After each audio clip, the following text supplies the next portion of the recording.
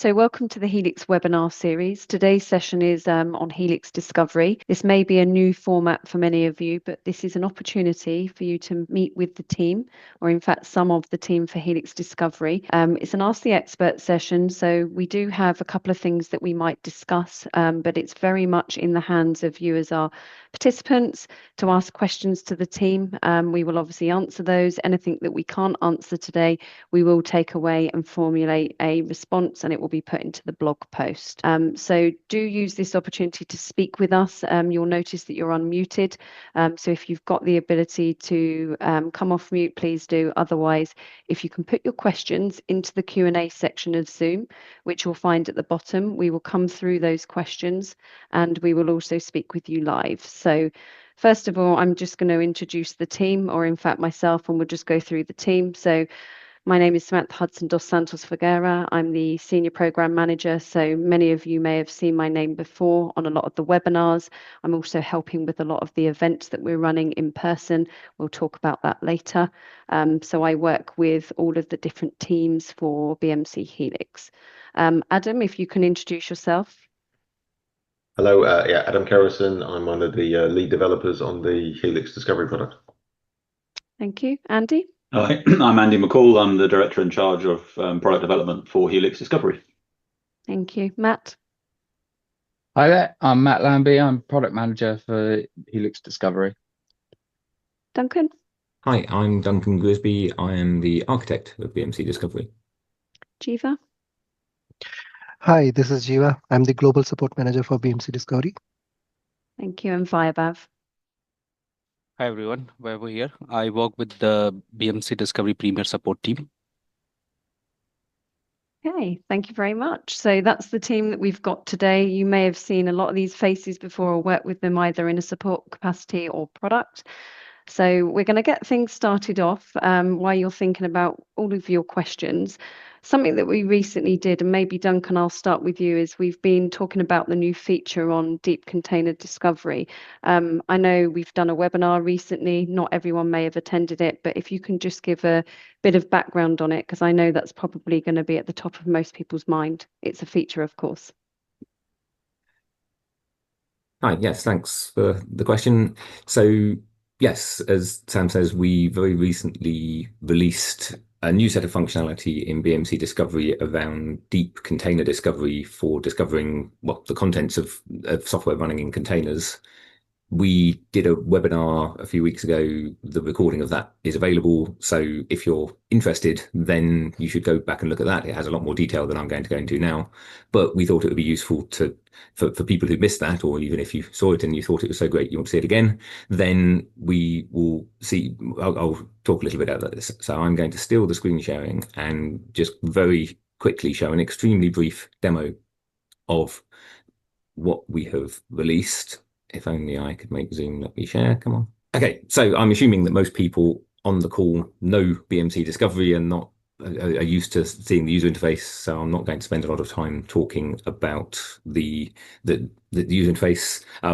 This is the homepage, as you can see. There's a number of new features in the release. We can talk about other new features or existing features later on. But the thing that's most significant in this new release is the deep container discovery functionality.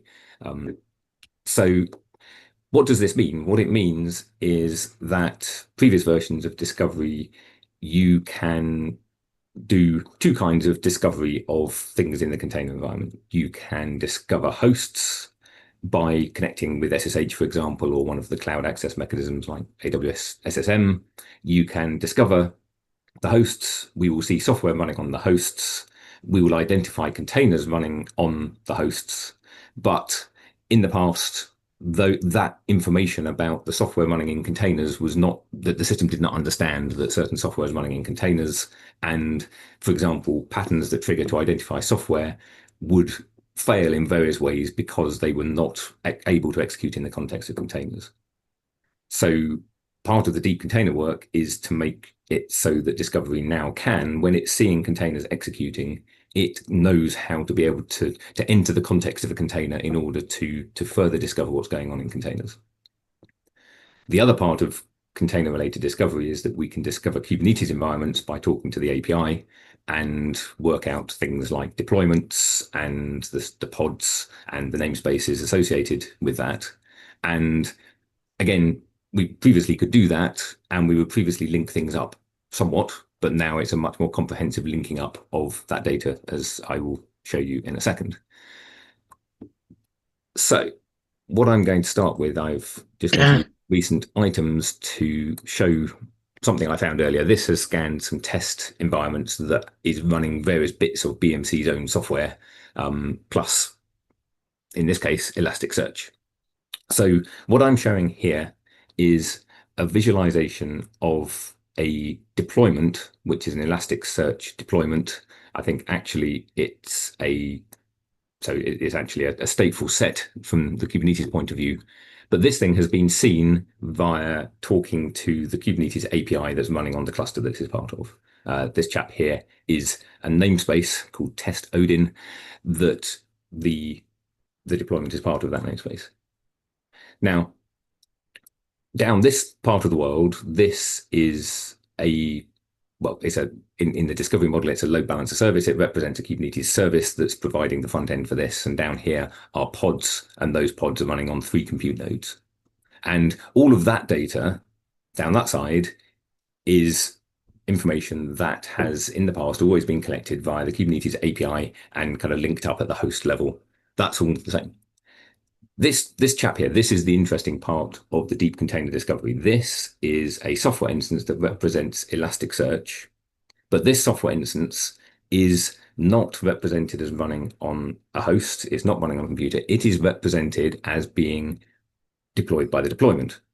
If I view its visualization, is much less interesting because it's only showing me the context of this one software instance.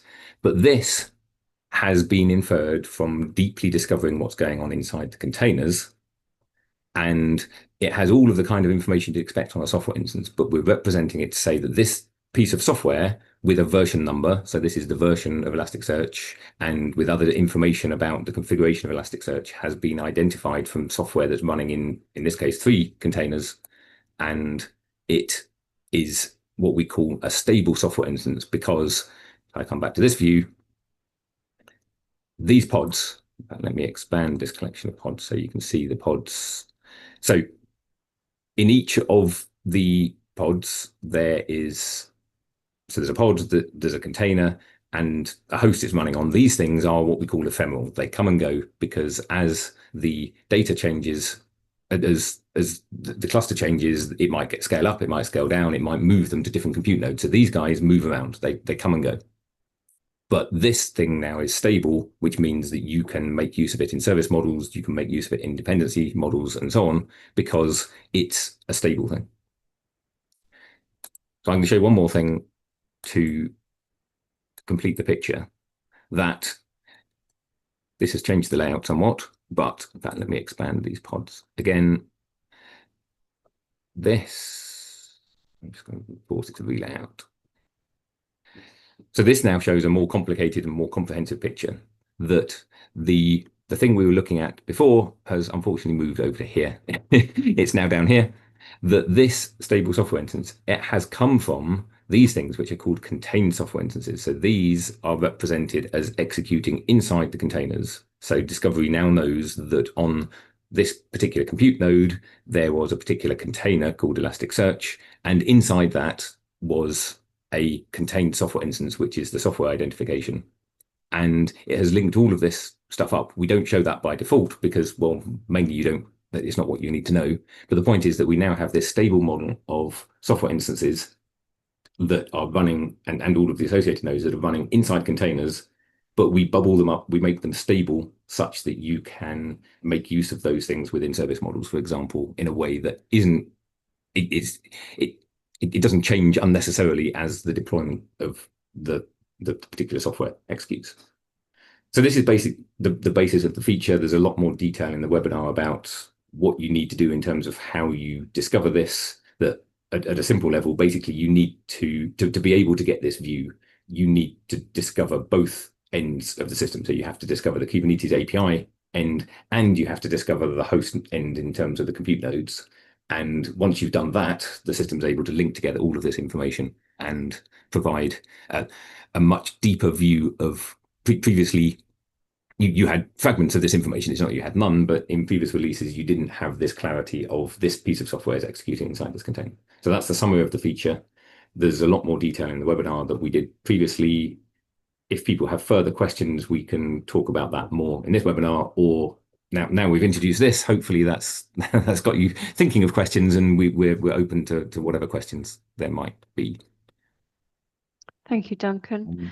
What- We don't have any questions at the moment, but I guess we'll go back to the audience. Do you have any questions for the team? Obviously, they come from different specialities and different departments of BMC Helix, so we're really open to receiving some questions. In fact, I'm glad I asked that question, Hitesh. Feel free to come off mute. That is a lot of questions in one. Do you want to speak to the team live about your question you put in the Q&A? And thank you for that. Thank you for being the first.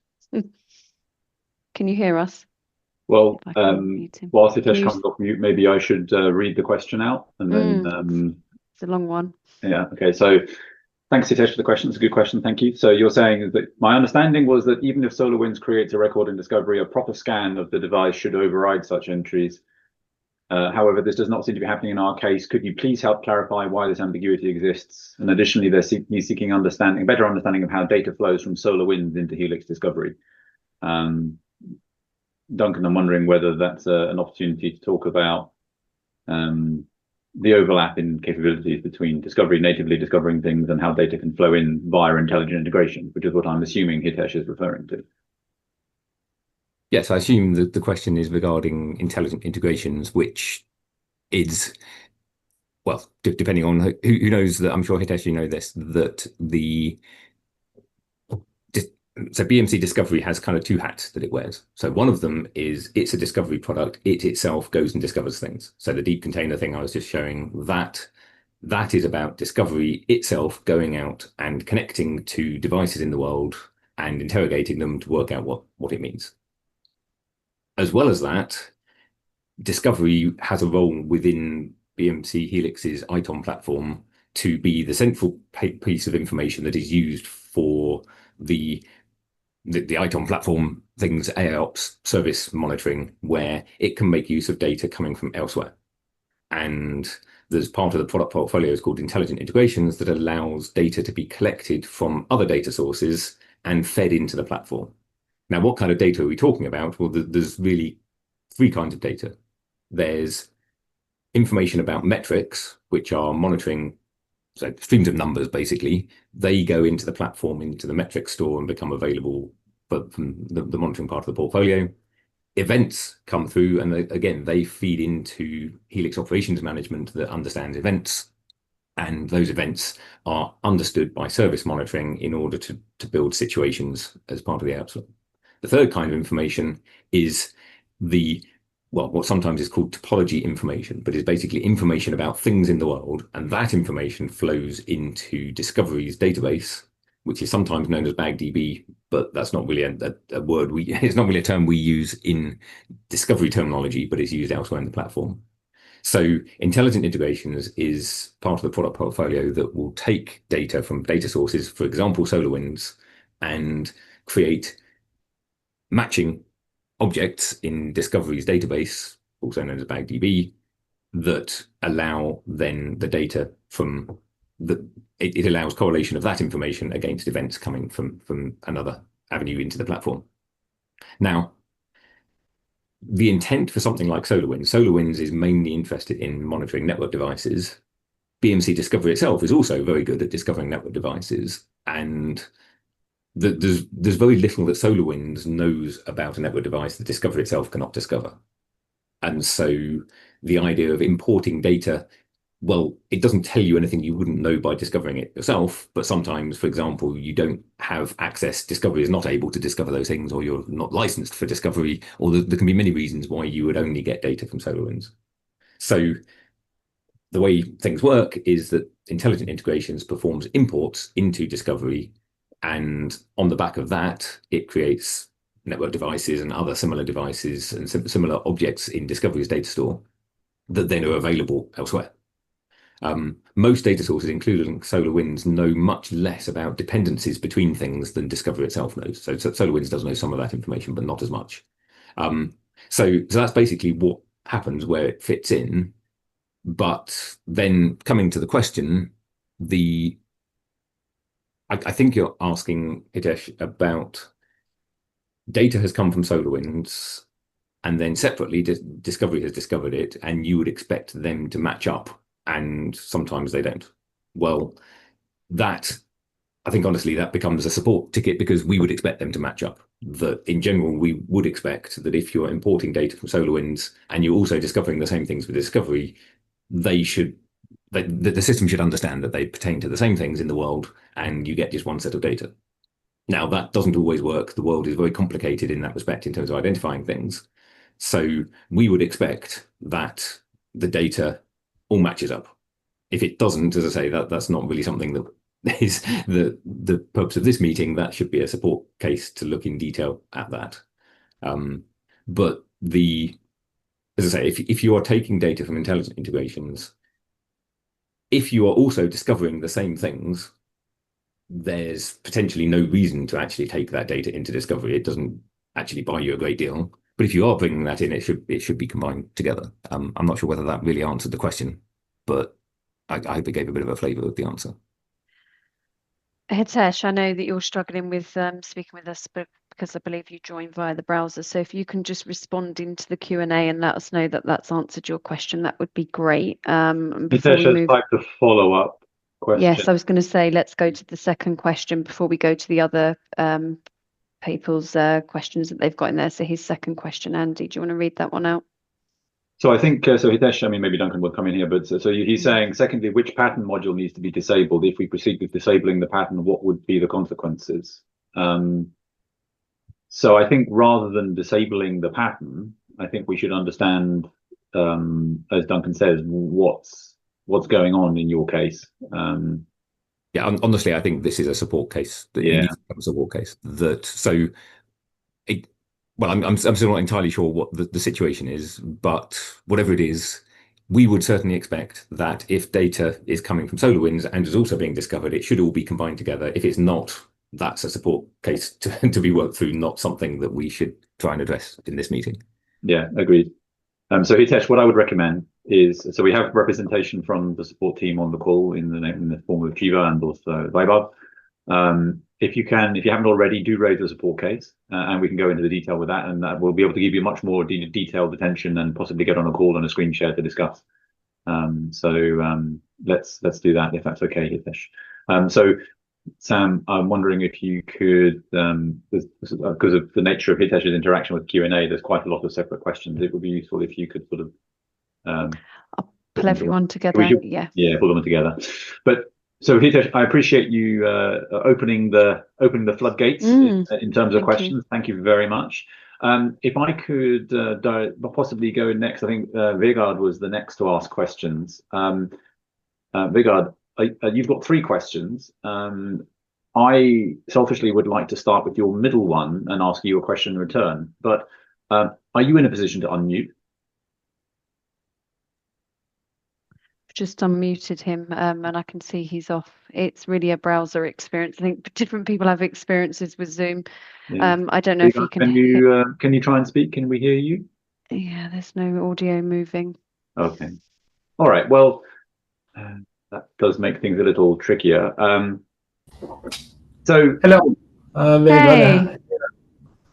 I have 3 questions. First of all, how do you see or plan to utilize Helix GPT within BMC Discovery? Are there any plans? So we have ambitions to follow through with using agentic AI in Discovery. Yes, we're investigating some options at a research phase at the moment. It would be premature to say what the outcome of that research will be, but we have ambitions to do so. Yes. Yeah, I think the blueprint has been a step in the right direction, and hopefully you will implement the Helix GPT to help us model systems more easily? That was going to be one of my follow-up questions to you. So Eric, you're talking, are you speaking on behalf of Vigard? Is that right? Oh, we are in the joined room. Ah, you're in the same room, right? I understand. So Vigard, this is you speaking that we're talking to. Sorry. Right. Okay. Fine. So what I'd be curious to understand is what expectations would you have about what Helix GPT would do for you in the context of BMC Discovery? Now, you've already said one thing. I think you've alluded to the modeling process itself, but yeah, what would be really beneficial is to use Helix GPT within BMC Discovery in the same way that I use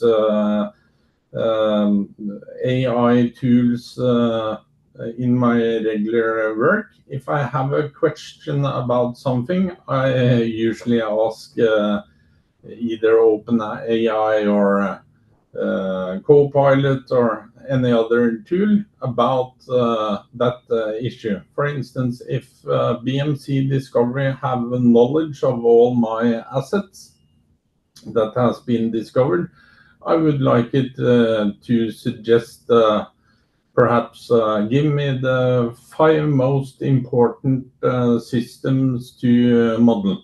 And Helix GPT will come up with 5 suggestions. And the second question would be, please suggest 5 appropriate system models for these systems. And then Helix GPT would try to come up with a system model for those 5 systems.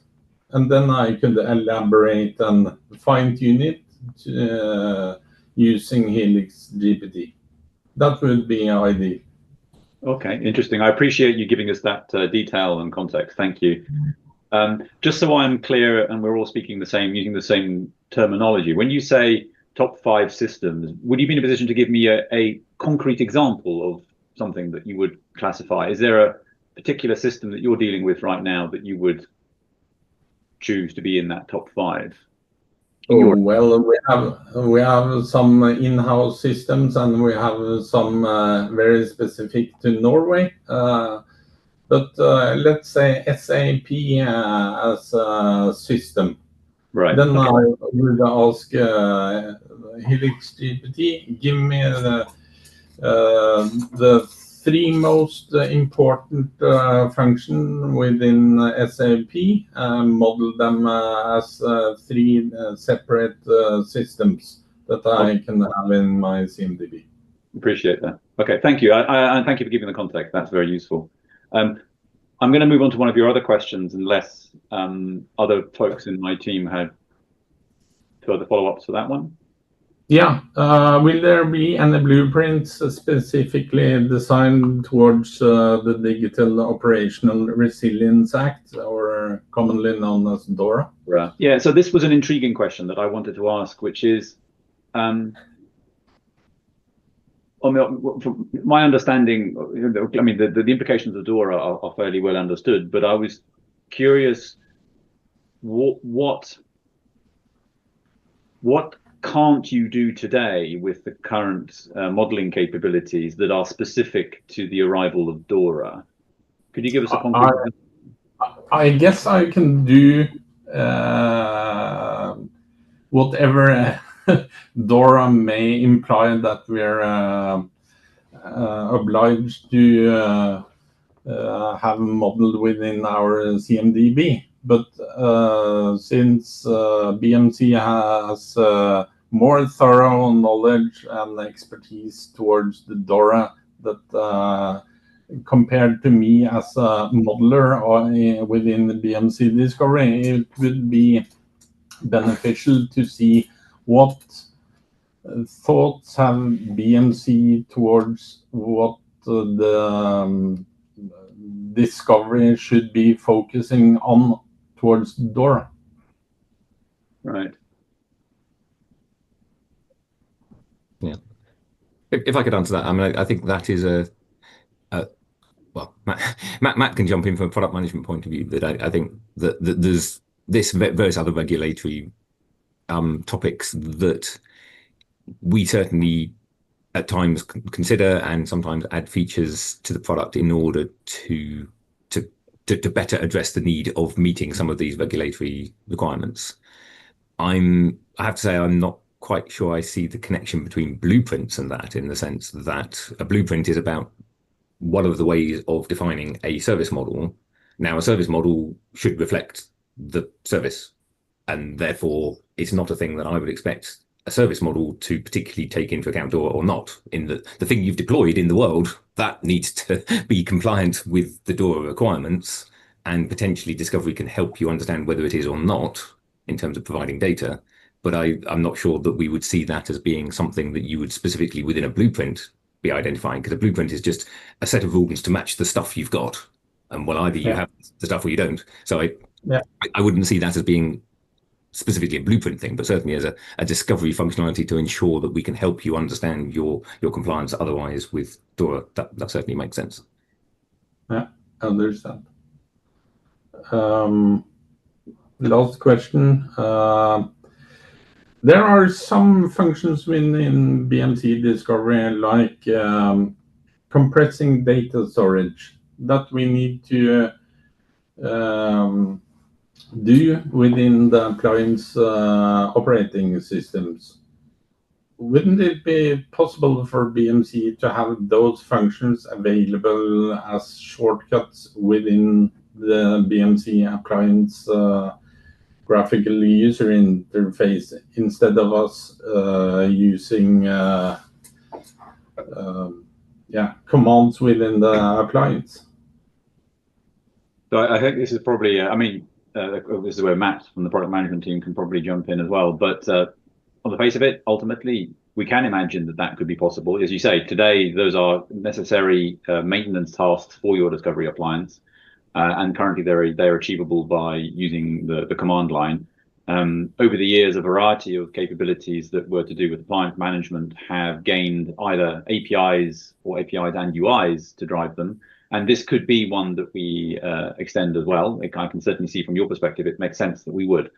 So it's a future enhancement request. And does it make sense to do that? Ultimately, I would say it would. No questions about the timeline there. Another option you may have, of course, is as a SaaS customer, all of that is managed for you out of the box as a SaaS provider. We do that all for you in SaaS. So it's not a direct answer to your question, but it is something to consider. Yeah, thanks. God, maybe. Sorry, it's Matt here. Maybe we could pick up the desires in a conversation and see how we can bring that to our roadmap across all three questions. If that's okay, I'll drop you an email. Please do. Really appreciate the questions, fellas. That's really, really interesting. I can see that there was another question that was in discussion between Swapnil and Vaibhav about certificate discovery. Maybe we should open that up as a live conversation, because it sounds like there's a bit of an interaction needed there. Perhaps, Swapnil, if you would unmute yourself if you can.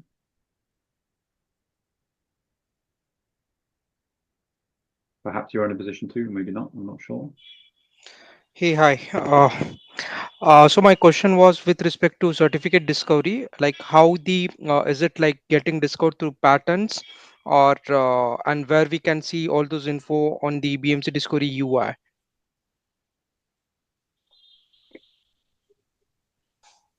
Good question. Duncan is just unmuted. I suspect he's probably in the best position to provide some level of answer. Well, I was actually going to follow up with a question as to I didn't quite get what you said about patterns, about the first part of the question. Yeah. So I want to know that the certificate discovery which we discover in the Helix one, which is the latest feature. So how we get those information for any kind of a host, if it's having some kind of a certificates, how it is getting discovered, and where we can see that info on the BMC Discovery UI. Okay, I see. So, well, there is not one single answer about how certificates are collected, because there are many different techniques that Discovery uses in order to discover certificates. So there are several techniques in the sense that when discovering a host, so for example, a Windows host, Windows itself has a certificate store. Discovery will go and interrogate the certificate store, get the certificates out. And then there are many software products where, for example, with Tomcat, Discovery knows how to say, okay, Tomcat, it knows where it stores its certificates. It will go and collect those certificates and read the information into Discovery.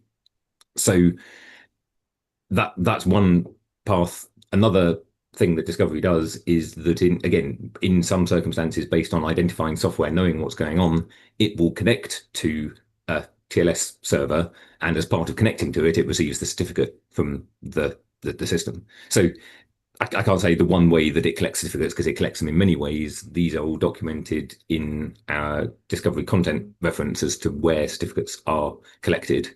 Where do they appear? Well, when you are viewing a particular node that has certificate details, you will see it as a related node of kind certificate. You could also, in the user interface, you can search for certificates. Just you can. Well, in fact, let me share. So seeing your question, I went and looked, and my demo system that I was showing does not, in fact, have any certificates. And so I was going to. I've got one I could show, Duncan, if you want. Oh, it's okay. I can show some. I can show some live ones. I just need to be slightly cautious. Actually, Adam, maybe you should do that, because I was going to show you one from a live production system here, which I need to be cautious not to show something inappropriate. But if you have a test one, that would be more useful. Just share my window. But basically, certificates appear as nodes. The information that you have on the certificate is basically the name of the certificate, the issuer, but most importantly, for many use cases, is the expiry dates of these things. So here, Adam is showing a host. That's awesome. Yeah. And do we need to take any license copy for the certificate discovery, or it is getting by default discovered? But it is by default that when Discovery sees a thing that has a certificate, it will collect it. You don't need to activate it. It's not a thing we specifically charge for. It's not a licensable entity. Awesome. Thank you. Yeah, hi. I have a question. So I'm trying to do this service modeling by using the BMC log analytics. So I have created the service model. I'm trying to do the event by using BMC log analytics. How I can achieve it? By installing the connector in the one server and communicating the whole environment. So I think in that area, I suspect we're straying beyond the bounds of the kind of technical knowledge that you need from BMC, the technical help you need from BMC, and the products that you're using. So from a service modeling perspective in Discovery, we can certainly speak to that. But in terms of getting data that you described from log analytics and event association and so on, I'm suspecting that this is not the perfect audience for you, and our recommendation may be best to direct that through to support and then deal with it that way, unless anyone else on the call can offer. Thank you. Duncan, or I don't think so. I think it feels to me that it should be taken through support. Yeah, I'm afraid none of us. So log analytics is a separate part of the product portfolio. I would fully expect it to be able to access service models as defined in Discovery, but if you're having challenges with that, as Andy says, we're not the people who would be able to help you with that, I'm afraid. I'm sorry. But thank you for asking the question, Abhilash. Very much appreciated. I can see that Hitesh, who can't yet unmute, has asked a third question. It's a Discovery specific one. If I read it out, it's an interesting one to discuss. So he says that from time to time, we miss updating our credential vault. We should have a way to identify all credentials actively and used across devices listed in the Discovery data store. As far as I understand, there is currently no direct method to extract this data. We need to rely on Excel to pull all the credentials along with their UUIDs and then separately export the inventory and then use VLOOKUP to get the required output. Kindly guided here. So if I were to replay that question, that's you want to understand, I think, Hitesh, across your environment, which credentials are being used for which devices, and perhaps by implication which ones are not being used. Is that a reasonable interpretation of your question? And feel free to type that in the Q&A if you need to. But I think it's a reasonable question to ask. And you are right that there isn't an immediately obvious way of reporting on that data in general. Now, when you're looking at an individual item that we've discovered, whether it's a host or a network device or whatever,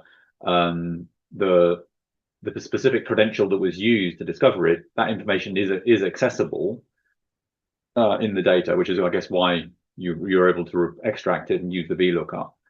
But if the question is, do we have any comprehensive set of features that allow you to report on the credential usage across your estate? At present, there isn't a handy report for that kind of data.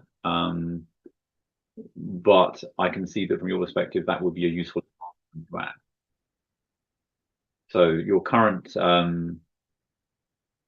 approach of querying the data and perhaps using external systems like Excel to cross-map it is probably the most useful way of achieving that end goal today.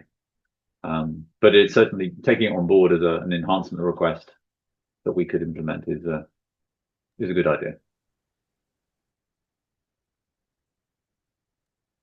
But seeing your additional responses, yeah, irrespective of the device kind, yes, absolutely. I gave a few examples that were limited, but yes, where credentials are used, which is everywhere, you would like to know, I think, where they are being used and any credentials perhaps that are not being used. Reasonable question. Currently, I think the approach you've suggested about exporting the data and doing cross-referencing in Excel with the VLOOKUP is probably the most meaningful way of achieving it right now. It would be nice if such a thing were possible in the product.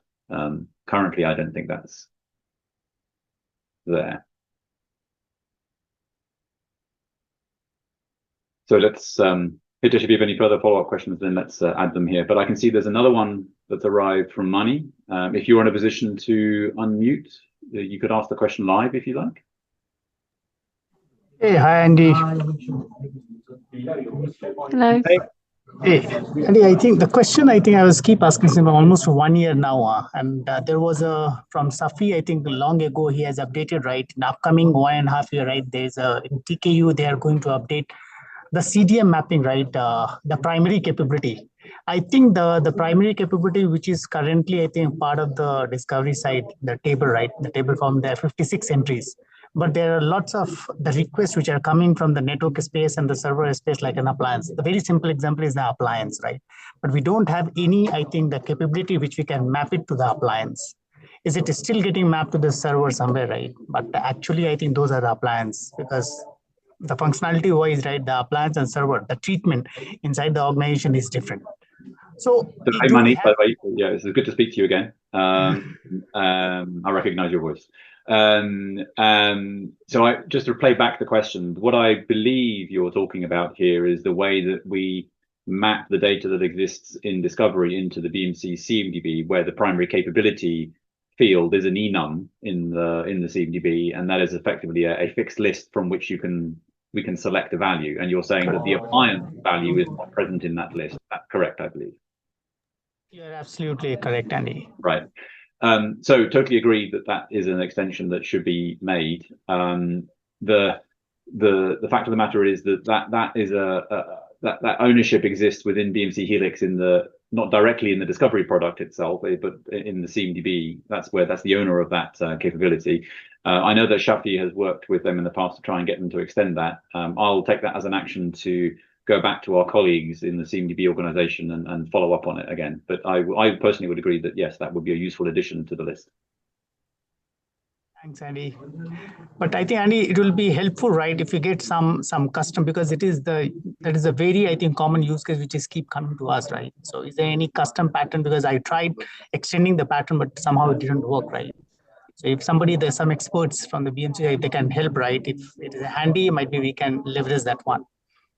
So Duncan, can you help me here? I'm not sure it's possible to extend it unless the CMDB itself has been extended. Well, exactly. The challenge with this is that you need to extend two things. So in Discovery, the mappings are provided in TPL. You can very easily add new entries to the tables in the mappings, and it will not work. because you need to have matching entries in the CMDB. So you can go to your CMDB and you can add new capability types to the class definition in which is part of the system. Hey, Duncan, we did that one, but somehow it didn't work. We did that one. We have extended over there in the CMDB side, the primary capability list. Might be, I think, not the 57th entry, but might be we have used a different entry of 200 or something. Yeah. And the higher range, I think. And the same thing, we are trying to map it inside the CMDB, but somehow it didn't work. Okay, that certainly should work. And again, like with some of the early conversations, if that's not working, that is a thing that should work. It's a product capability that is there. It does work. Other people do successfully use it. So if it's not working for you, then that should become a support ticket to look into the details of exactly what you've done and exactly what does not work. But it certainly should work. The way Discovery works, Discovery CMDB sync, when it is talking to the CMDB, it asks the CMDB for any enumerated type like the primary capability, but it applies to many other types as well. It interrogates the CMDB. It asks the CMDB API to say, what are the possible values for this enumeration type? And then in the mapping, if you try to use an enumeration type that the CMDB does not support, then it falls back to a default value. So maybe that's what's happening in the sense that Discovery has talked to the CMDB either misreported it or Discovery has remembered it, that it didn't get forced to go back to the CMDB. There could be many reasons why it's not working, but it certainly should work to do that. Thanks, Duncan. I think maybe we will check once again. I think we'll reiterate our pattern.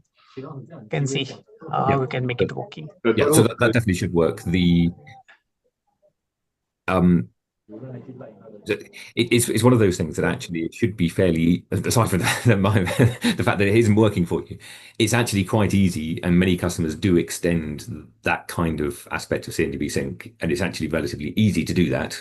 Obviously, I know that it is, you're struggling with that, but it should be easy. It's actually, surprisingly enough, it's harder for us, BMC Helix, to do that, because changing the discovery end is very simple. Changing the CMDB end has all kinds of challenges around upgrades of existing data and clashing with existing customizations that customers have done. And so it's always surprisingly costly for the CMDB team to extend these things. That doesn't mean it can't be done, but we can, within Discovery, we can casually say, oh, we've added 10 more lines to the mapping definition, done. For the CMDB side of the world, it's a more complicated job because of the existing legacy of data that many customers have. But yes, if it's not working, then a support ticket would be the right way to do it, because it certainly should work. Yeah, sure. And then I have one more question that is very, I think it's weird, but I have seen the version right, detection of the version right for many products. The products keep coming right every month, right, in the enterprise level, right? But the problem is we cannot go and update. But when I go to the metrics, right, in the metrics, it is mentioned which command is being used for the version extraction, right? But somehow I think what we have observed, it is mentioned what is needed, right? Suppose example for Java home is required. But most of the cases, I think I have seen the Java home is being set because it's the application, right? We are talking about the software version. So software, the application is getting installed or it is running with the specific the user, right? The application user. So there are high chances in the profile, they have set the Java home example. One of the example is the Java home. So in the Java home is set for their specific profile, but the discovery ID doesn't have. So in that case, in most of the cases, I think we are not able to get that. So is there any way, I think we can extend, or we can say, I think using some mechanism, right? It is not mandatory to look for the Java home for the discovery ID. Otherwise, how we are going to set those kind of the prerequisites for command execution, right, across all the systems? Might be, I think I couldn't phrase correctly, but no, I think I understand that yes, one of the main, just in general across the software that is discovered by Discovery, one of the most valuable, most important things that we discover is the version of software. So you're talking about Java, but basically everything Discovery, almost all products that Discovery identifies, an attempt is made to retrieve the version. And well, it's very hard actually to do that, and that Discovery has pretty good coverage of that, but there are always going to be gaps in terms of its ability to see what's going on, both in terms of does it have access to be able to get the version, does it have the ability to look in the right place? Does it have the ability to find out what the right place is? So Java in particular, as you say, that it's normal that systems have many versions of Java installed, and environment variables matter, and well, different environment variables can apply to different users. So as a general thing, that is a challenge that Discovery attempts to address. It sounds like you have some specific circumstances that means that it's not working very well for you. Again, I would recommend that you create a support ticket for that, because our team, there's no one on this call who's directly a part of our TKU team, the knowledge update team, but they are very reactive, very responsive to situations that have not been seen before. So if you have a particular situation that is not being handled by, in your example, the Java version pattern, then please do raise that, because I can't guarantee that we will be able to resolve it for you, but we certainly will have a go at resolving it for you, because, well, there's such a massive diverse range of the way that things are deployed by our customer base that we cannot anticipate all ways that these things appear. And so if you've got something that isn't handled, then maybe it can be handled, but we need to see the evidence of what's going on that we could potentially extend to that.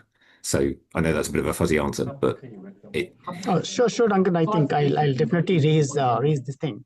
And one more thing, I think that is related to the bundled software, right? How to identify the bundled software, I think, within any server, right? Example, suppose the control M is the BMC product, right? And there are some bundle product is getting installed with the control M. Example, the Zookeeper got installed, and Zookeeper has some version, I think, which is already obsolete. But the support says, right, that is being part of the control M. So till the time the lifespan of the control M version, it will be supported. So is there any way, but when it goes to the CMDB, I think it's a Zookeeper, right? It's a Zookeeper software which is running 7.2 or something, right? Which is already obsolete. But we have to chase back to identify, okay, this particular product is bundled with control M. So is there any way, or basically we should start with our own BMC product, right? So is there any way we can identify and set the obsolescence, the support dates, right? The support details date according to the product under which it is getting supported? That's a very good question. And right now the answer is no, that Discovery is not making any attempt to understand these bundles, in the sense that you have to identify separate bits of software. It won't be able to tell you that X was deployed as part of Y, and therefore it's supported as part of Y. That's an interesting question. That's really a product management discussion of is that a common need, and could we do something in Discovery for that? It's not clear to me that it would actually be possible. Just leaving aside the would we choose to work on it, that you have to think as a person looking at so if you were a person logging into a system, you can see that Control M is installed and Zookeeper is installed. How would you know that they came together? So you know, because of outside reasons, that you know that, well, I know that I deployed Control M. I know that it includes this other third-party software. But just looking at the software as executing, how would you know? And it is not clear to me how often you would be able to know. And so that's an interesting avenue to explore. But it is not something that Discovery currently tries to do.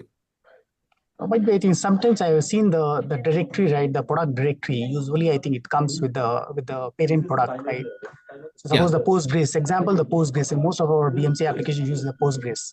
So, but the Postgres actual version, I think, in the market version is different, and the one which is bundled with the product is different, right?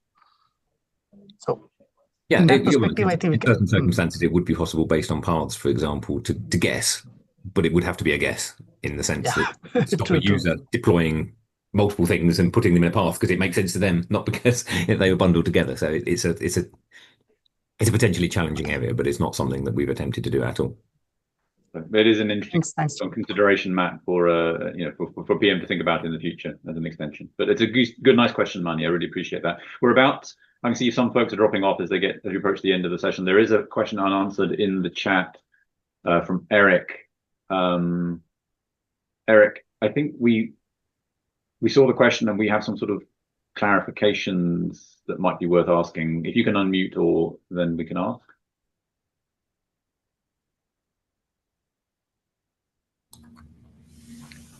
Hi, I'm on mute. So Adam, I think you could. Yeah, I wanted to ask why you're asking about Azure regions and limiting it to specific regions, because from my understanding, the Azure API, Azure itself really isn't regional, certainly not in the same sense as AWS. So when we ask Azure, for example, give me a list of all your virtual machines, it will tell you about all the virtual machines in all your different locations. You don't need to say West, East US or whatever. It will just tell you them all. It might be possible to limit it, but then you'd have to make more requests. Okay. So I'm just interested in why you were considering that. I think today we scan approximately more than 300 regions, and what I actually want to do is to either exclude some regions or just be able to select, for example, Norway East, Norway West, to just scan those things that is really interesting for me, not everything else. That is okay. So that's exclude the regions or locations that you don't have things, so you're not interested in those services. we have some services probably in all of these regions, but most of them are not. It's more like a test. So I want to really do scan where our production is, and that is mainly Western Europe and Norway East, Norway West, and so on. So just to do not collect everything which I don't need actually. Yeah, I think that's an interesting idea. I don't believe, I'd have to do some research, that the Azure API lets you do that. In the end, what you may have to do is retrieve everything and throw away the things you don't want, which is kind of super inefficient, right? You wouldn't want to do that. So I think that, I mean, ultimately that's why it's not available as an option, in that, you don't need to say which regions you want, and so it just gets everything. If we did need to limit it or eliminate it, we'd have to look into any filtering or something options that we can do in Azure itself. As I say, we certainly don't want to pull it and then filter it. It's worth raising that as an RFE or something for us to take a look at whether that's possible. But that's why it's not an option with Azure, because Azure is not regionally focused like AWS and the other cloud providers. I mean, they clearly have regions, just that their APIs aren't. Yeah, the region endpoints, the API is global rather than AWS and Google and things that are more regional focused. Public, yeah. Yeah. But yeah, it's an interesting RFP. You feel free to raise it, and yeah, definitely worth looking at. Yeah. But thank you for the question. And but that is a good example, just in general, of a challenge that Discovery has, which is that Discovery can only do what is available for the whatever. So in this case, the Azure API is, well, if it doesn't provide a particular thing, then we can very much want to do a certain task, but if we can't do it, then you can't do it. That it's that the all sorts of things, especially with the cloud providers, in terms of capabilities we wish we could do. Back to Azure, I mean, we'd love to have an equivalent to the thing we can do with AWS with SSM, where you can use it to access virtual hosts, but with automatic connectivity, but you just can't in Azure. And there just is no mechanism. They don't provide one, and we can't build one because it's up to Microsoft to provide that. So this may or may not be like that. That there's always limitations in that we can only do what we can what the various providers of APIs provide to us. Yeah. But thank you for the question, Eric, as always. Thank you. Samantha, I think with a few minutes left, it might be worth. We do, absolutely. Yeah. So thank you everyone for your questions today. We have got another session that's being run this afternoon for the rest of EMEA and also the US. So the questions we get from both sessions, I will hold off sending anything out until they've both finished, and you'll get the questions from both. But just a reminder as well, I know we've got a mix of attendees today. We've got quite a few of the roadshows coming up. So obviously I'm conscious we do a lot of digital work, especially with webinars and this session today. But we would love to see some of you that are able to make London. We're very blessed to have our development team based in London. So although they're running a roundtable, which is like a user group, if you're not able to make that in London, then they will be going around the show during the day. Would love to say hello to you you. So Andy, Adam, Duncan, and also Matt amongst our American team will be over from the Discovery team. So come and say hello. If you're going to be in Mumbai, because I know I can see a few of our Indian colleagues on the call, we've got Mumbai that comes up on the 1st of August, which is a Friday. So there will be a few people, including my colleague Namita that's on today. She will be doing the agent training. So it's going to be very much focused on agentic AI. We've got a lot of our leadership coming to all of the sessions. So if you can make these dates, including Melbourne, if you're over in that region. Really sorry to interrupt, but I think if you could share the slide that shows those dates, that would. Is it not sharing properly? Not right now, sorry. Okay, I will reshare again. Thank you for stopping me and not in mid-flow. Is it sharing now? Now it is. Okay. Hey, I'll make sure it's included in the recording. So these are the dates to remember, but don't worry about going and finding where to sign up. I will be sending out a link that will give you the access to each of those sessions. We haven't put live anything from the 10th of September onwards, but for the top 3 sessions, London, Mumbai and Melbourne, they are accessible for you to sign up. Okay. So other than that, thank you to the team. I will see you in a few hours' time for our session this afternoon. And if anyone does have any follow-up or any ideas, don't forget to fill in the survey and we will hopefully get the content out to you in the next 48 hours.